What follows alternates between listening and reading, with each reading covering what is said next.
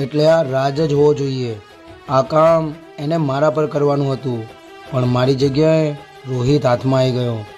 રોહિત, તું શાંતિથી સાઈડમાં બેસી જા અને હવે આ પ્રકાશનો તાંડવ જો. જો રાજભાઈ, મેં જે જગ્યાએ નિશાન કર્યા છે ત્યાં સહી કરી દો એટલે આપણી ડીલ ફાઇનલ. મહેરબાની કરીને આવી ભૂલથી પણ ના કરતા ભરતસિંહ. અબે તું છે કોણ પેલા એ કહીશ. હું કોણ છું એમ?